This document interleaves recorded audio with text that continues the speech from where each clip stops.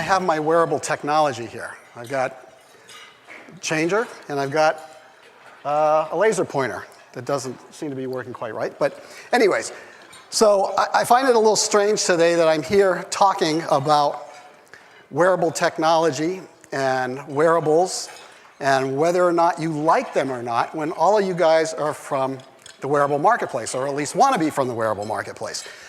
But the fact is, if I walk across the street to Universal, I'm going to hear a completely different story from the people that I walk up to and ask the question, what do you think about wearables? And specifically for me, my talk today will be on smart glasses, Google Glass-like things, and the M100 that we make. So, oh, what happened? Did my clicker stop?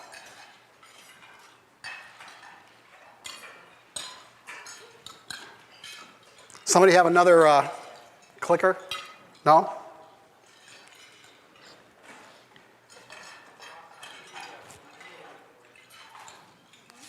It's stopped.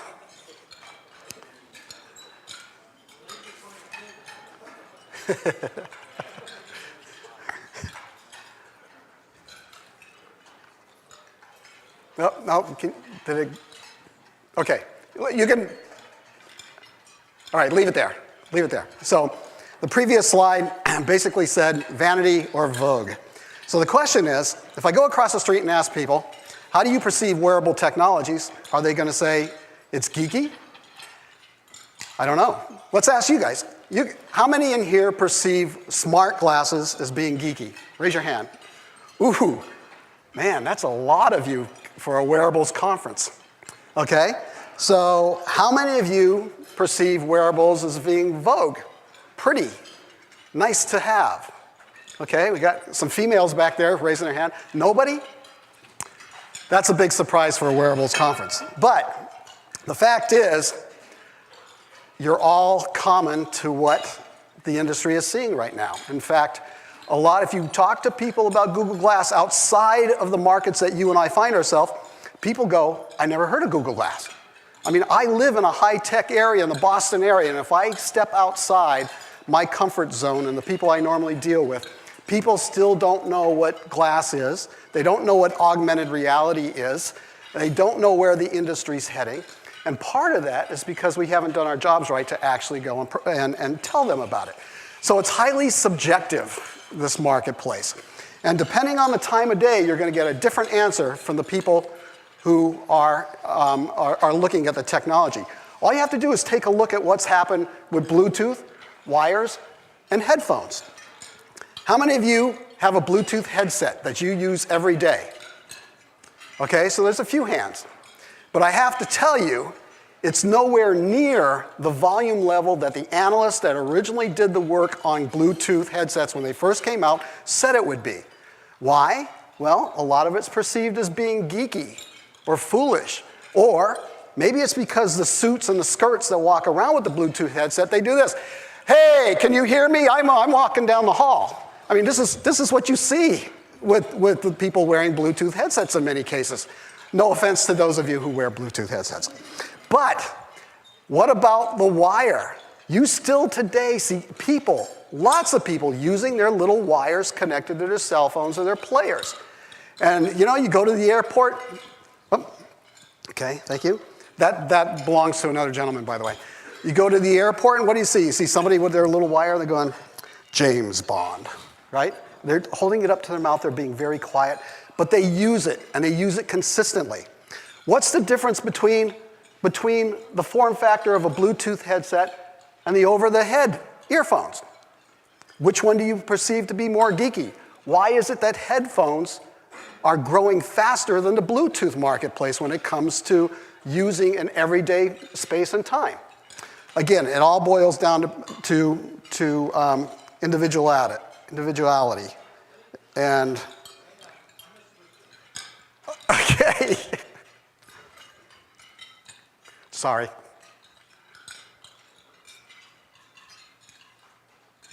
Okay, now I can hit it? Okay, great.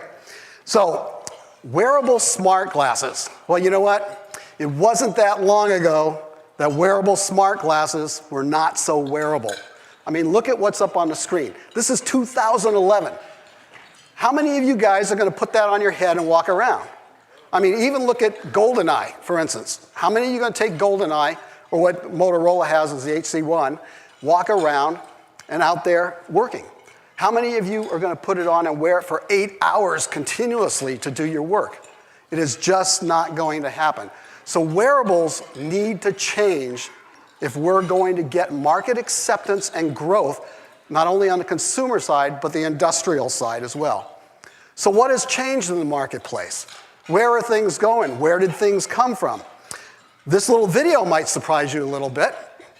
What's old is new and new is old. Well, look at that. 1997, 2013. Can you tell the difference? What is that? Well, that is a binocular version of what is now Google Glass, essentially. It has 2 eyes instead of 1 that it's being fed. The only difference between the 1997 version is that it does not have the computer horsepower that the 2013 version did. But things have changed, as I just said. Quite a bit has changed. I mean, this picture over in the upper left, if you look at that, that was Intel Corporation at CES just a few years ago, walking around talking about wearable technology. I mean, come on, give me a break. Wearable technology, I mean, this is fun if you want to go out and make a statement to somebody, but it's not where things have gone and not where things are headed. As long as we promote our industry like this, we're never going to get acceptance, okay? So if you look at where things have changed now, system-on-chips have come about. System-on-chips have brought hardware and software together and have given us the means of having a lot of horsepower in a very small device that we can, in fact, make wearable. And this is a little old. I mean, I bought this about 8 months ago, so right now I notice there are a few other USB smart devices that are much smaller than this one. The problem, though, is that optics have not changed.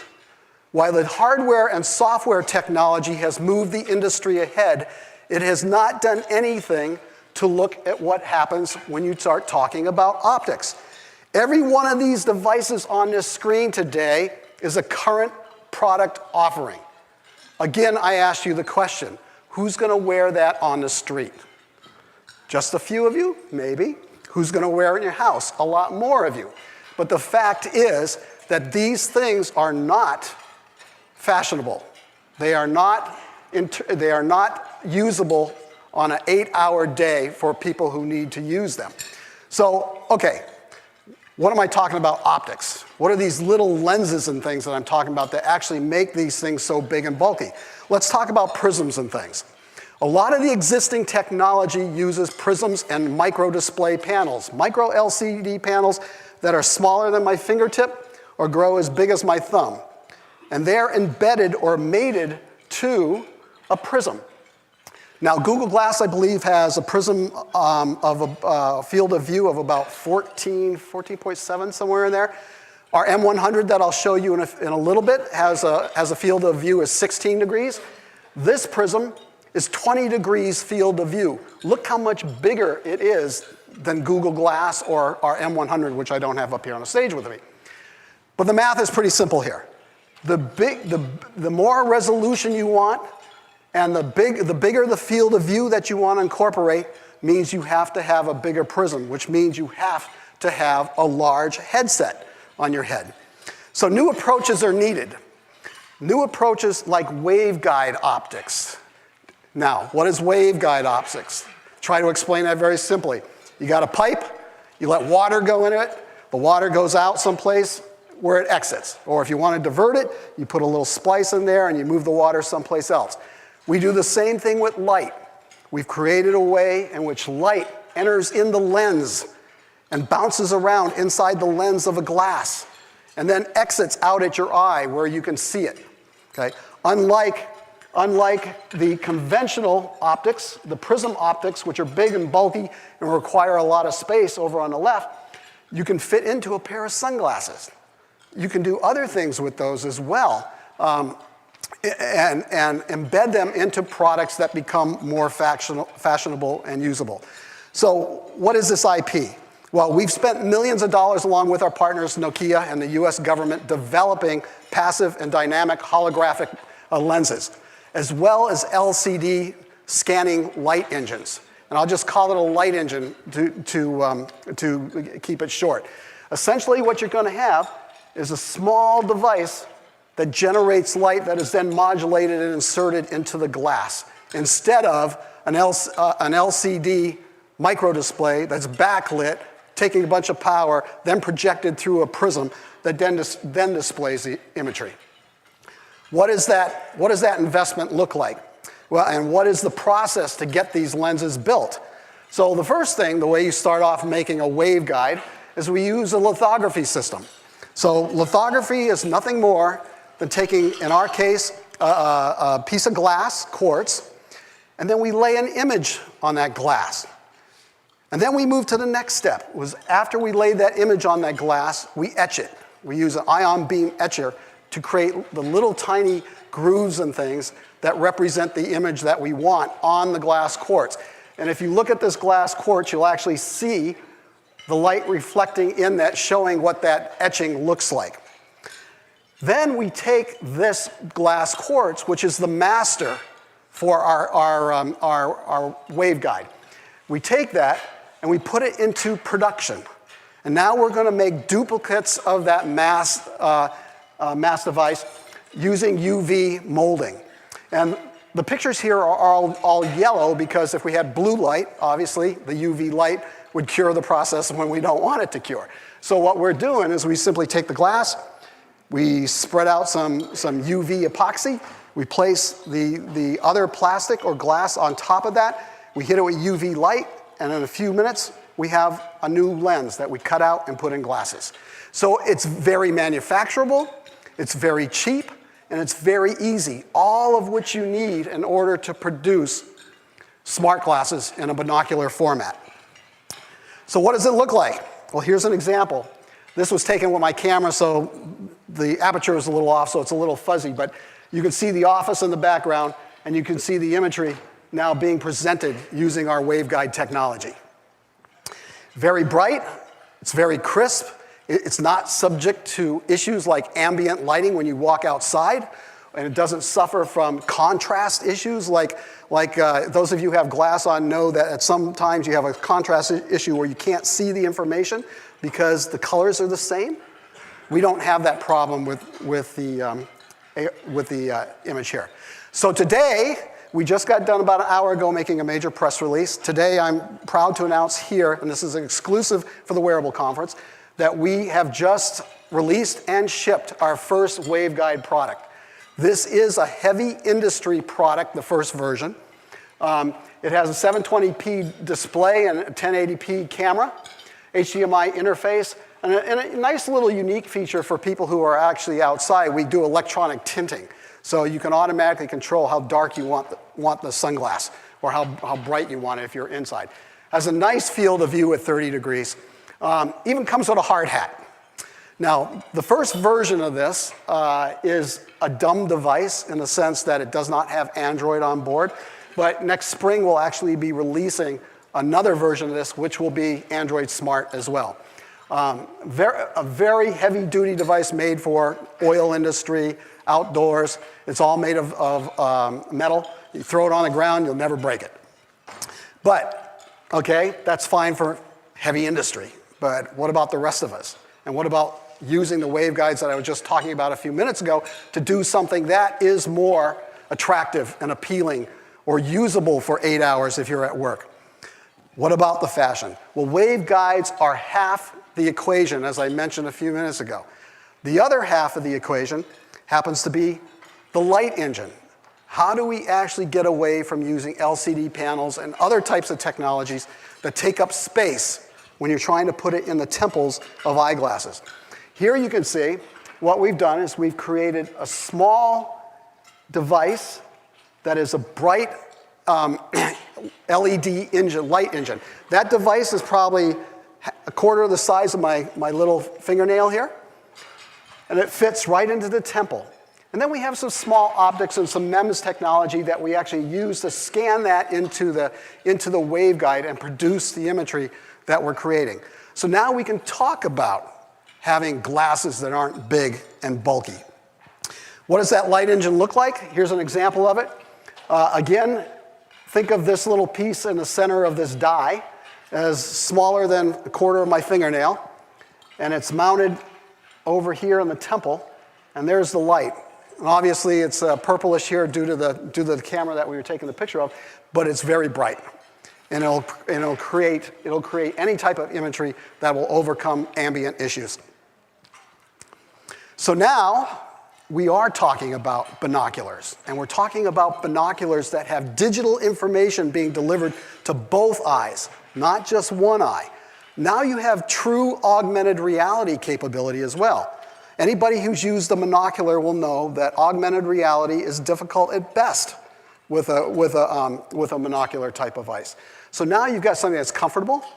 It's semi-fashionable. Yes, it's not a pair of Oakleys, but it does work well. You can wear it for long hours, and it has more improved capabilities in terms of the resolution of the screen, field of view, wireless connectivity, and of course, even electro-tinting, as I mentioned on the other glasses. We actually have industrial designers that we're working with that come out of the glass industry, the glasses industry, who are not people like us who come out of the optical and electronics business trying to create something that's fashionable. So that's changing as well. So who are we? Where did we come from? You might be surprised to know that we've been around since 1997. A lot of the companies who have pioneered what Google has now announced as glass have been around since the 90s. But we've been on the bleeding edge for all those years. And I do mean bleeding edge because it was a roller coaster ride trying to put product in the marketplace. And we thank Google for coming out there and paving that little road that said, oh, this is a viable market. Okay? So now, instead of on the bleeding edge, we're on the leading edge. But we have offices all over the world. We've sold many thousands of units all over the world, including glasses that are used in medical industry, military, consumers that wear our products for watching video and having a 70-inch television on your face. Those are the types of products that we have produced over the years. Last week, we announced our M100, and some of you may have seen that. I'll actually show a demo of it later on this afternoon. But our M100 is a smart device as well. It's like a Google Glass, except it operates a little differently. And it's also packaged differently for the marketplace. It is a platform, and we call it a platform because we want you to be able to write just about anything you want to run on that device, you can. It works currently with many thousands of applications that are out there, but we provide SDKs for the platform so you can do your own development. Some of the feature set that you'll see on the device is, and I'm going to skip one here, but the 1080p camera, there's earbud and microphone, obviously, inertial sensors, head tracking, compass, voice recognition. We also have gesture recognition, so instead of just going like this off to the side, you can actually move your hand and wave, and it'll do things for you depending on what the application is. Bluetooth, Wi-Fi, safety glasses come with it, and it has 8 hours of use in normal mode. Obviously, if you're doing heavy-duty augmented reality, the processor is going to kick in and it's going to cut down the battery life, so you'll get about 2 hours worth of use in heavy augmented reality mode. But all these features are great, but the problem set that many of our customers have is that they don't want to change the way they do business to fit another wearable device. The wearable device must fit the way the customers need to use it. So we provide 3 modes of operation. We provide a native mode where everything runs on natively by itself, without or with connectivity to the web. We run in a HMD mode, head-mounted display mode. This is where you can take information coming from another smart device, a computer system, or anything that you want to stream the information to, you've got a heads-up display. And then we operate in a third mode, which is collaboratively. And that is where maybe you've got a server and you're in a company and you need to handshake between the two devices. I need to see that I, in fact, picked up something from the floor, scanned it in, and now it's going to be shipped, and it's going to be moved someplace.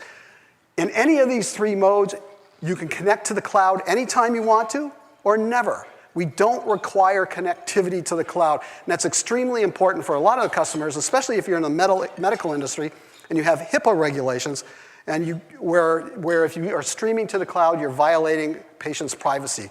So we don't force any of our customers to do that. Bluetooth 4.0 is supported. Many devices out there that you can connect to very easily with our product. We also have 802.11 Wi-Fi and USB 3.0 as part of the system.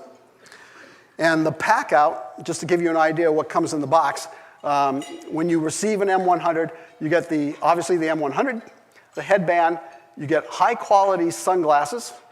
These are impact proof, they're UV proof, they're bulletproof, they're very high-end safety glasses with the product. We also provide an additional 4,800 milliamp hour battery with it. Again, if you're in a heavy use mode, you don't want to look for a charger. So we give you a battery, so if you're going to run AR for a long period of time, more than 2 hours, you can plug in and you're good to go for the rest of the day. USB data and charging cable, and of course, heavy-duty simulated leather case. So you already can allude to that I've said, well, we're doing something with industry. Does that mean we're not doing consumers? No, that doesn't. But it means that we have chosen to go spend our marketing dollars looking at industry, enterprise, medical, B2B, and prosumer use of the product. We don't stop consumers from buying our product, but we've priced it so that we're targeting those industries. Why? Well, as the panel recently, just before me was talking about, industry people have actually been looking at these products for a number of years. I first spoke with Walmart 5 years ago about the use of augmented reality. It took them 5 years to put in place the infrastructure in order to do augmented reality. So what's happened now is a lot of these companies out there, whether medical or whether retail, it really doesn't matter who.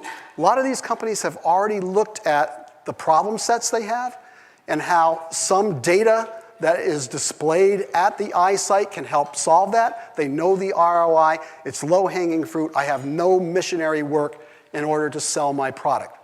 On the consumer side, we're still looking at what's the killer app. Is it video? Is it social media? I don't know. But we'll let Google pave that path, and then we'll decide, okay, there's a killer app out there. We can do that too. And we'll move over to that. So smart glasses are here, ready now. We've got hardware, we've got software combined. Partners of ours like SAP and Mateo software for AR. Mateo, I don't know if you guys know that name. 65,000 developers writing for augmented reality today on their platform. Significant. A lot of applications out there. So what are those markets? What do they look like? Just to give you an example, here's some of them. Airlines, service industry for remote servicing, hospitals, medical, warehousing. All these guys have needs now that we can solve today. And I'm going to show you a video. Some of you might have seen this, but here's the SAP video that we produced with SAP in Germany showing an example of what it could be. It's not entirely accurate to today. It has some future stuff in there, but we can do the things that they've said. Oh, actually, I guess I'm sorry. I'm a little ahead of myself on a slide. So let me go back first. Let me go back here for a second. So let's look at those industries first. There's a few of them listed up here on the screen. What you'll see is that a lot of them have similar things in common, similar things that rise to the top every time. One of those things is safety. Many of our customers have come back and said, wearable technology improves our safety. Therefore, we're going to buy it. It's just a hands-down decision. It improves safety. We need that. The other thing that improves is peer-to-peer communication. But let's look at an example here. Let's look at customer service. What happens? How would you like to be able to walk into a big box retailer, whether it's Best Buy, Walmart, or wherever, walk up to a salesperson and say, what is that curved screen TV thing over there? And that person immediately tells you that it's 4K resolution, It's made by so-and-so. It has these type of processors in it. And oh, by the way, it's on sale today. If you buy from me directly, give me your credit card. I'll have it waiting for you out there at the truck when you pull up. That's not far off in reality. That's coming really soon. But you can do those things. From Walmart's position and some of the other retailers that I've worked with, one of the biggest things they can do to improve their revenues is improve the point of sales by cutting down the time it takes for customers to make decisions, giving them the information at hand. Now, this is augmented reality too. It's not augmented reality where I sit there and hold the globe out in front of my hand and spin it around in space and everything, but it's augmented reality in the sense that it's providing data that you can act and use immediately. And that's what it's all about in the enterprise space. So now, let's look at the video from SAP.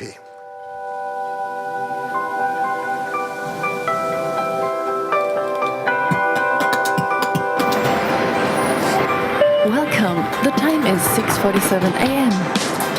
There are pick requests available. Begin.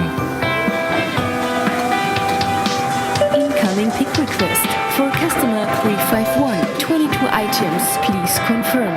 Confirmed. Showing me the pick list. Go to aisle 17, shelf 3. Show item 1. The size for item 1 is 30 by 25 by 5 and a weight of 0.5 kilogram. It's non-fragile. Pick 2.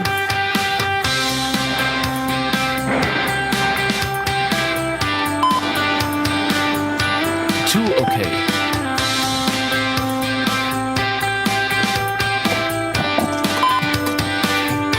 1 okay. So, is this far off? Is this futuristic? No, it is not. This is today. People are starting to do this now. So this is not something where I'm telling you, hey, believe this in 5 years from now. It's here now. You can go off. We have customers with SAP and others that are starting to implement these solutions today. What about something a little bit more down to earth instead of all the augmented reality out in front? Here's an example of where another partner, Vanity Systems, they have to solve a very simple problem for one of their beverage customers.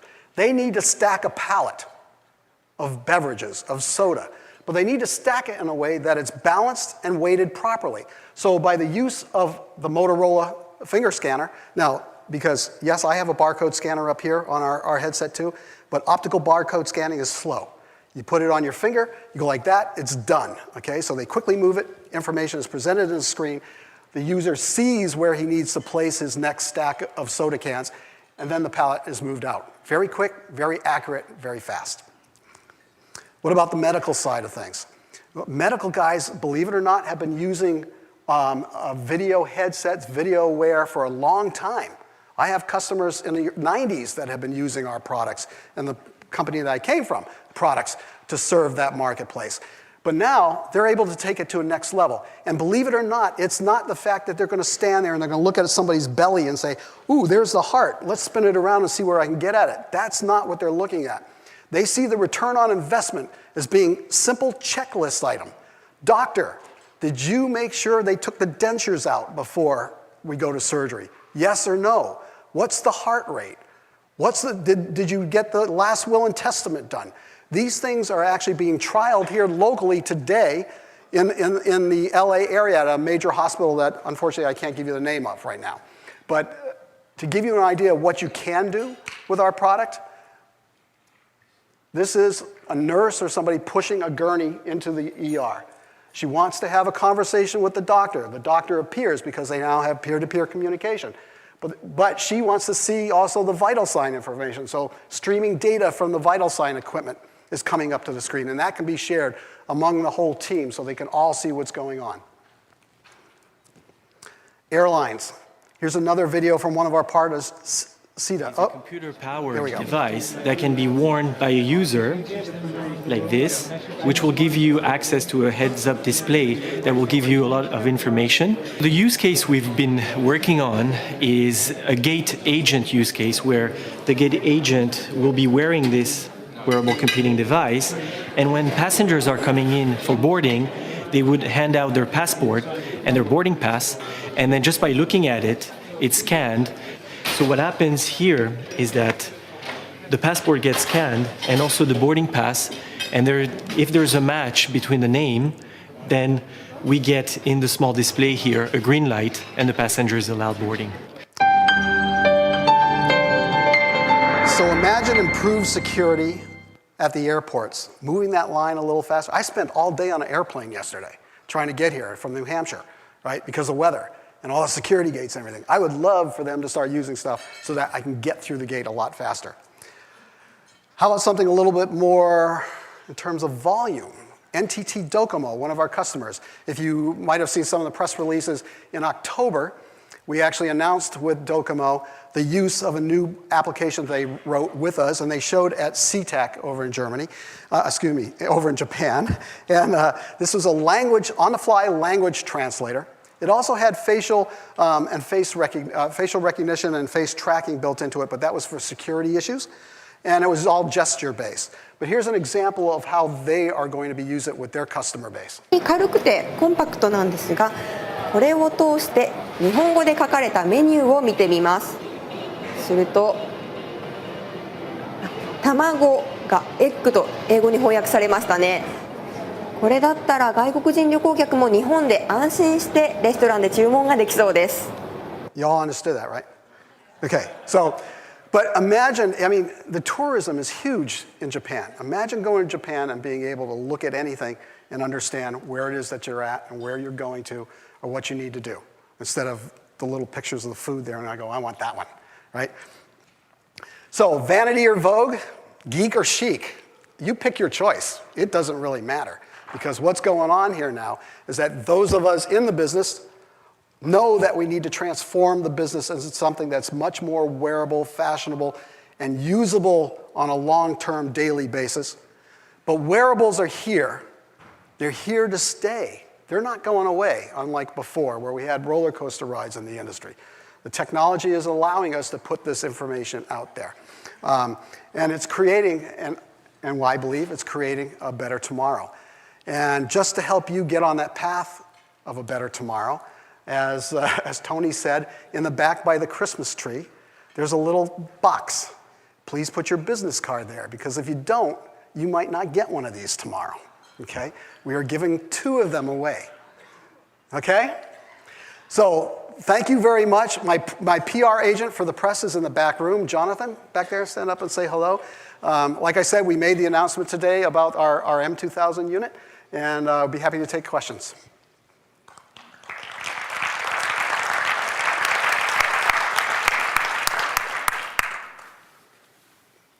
No? Okay. Yes? Question on whether you guys started off with an AP-based solution or a microcontroller.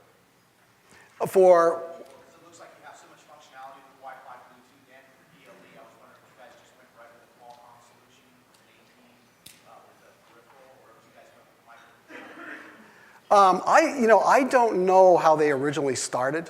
I recently joined the company.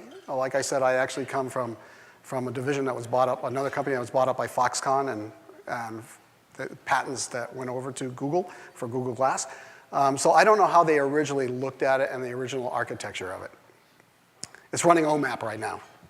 And there are several companies right now that are working on AR engines that are specifically designed and optimized to handle the processing horsepower needed to do full-time augmented reality. So when those devices become available, obviously we'll be looking at including those into the hardware. Anybody else? I got to see with a bright light. No? Well, thank you very much then.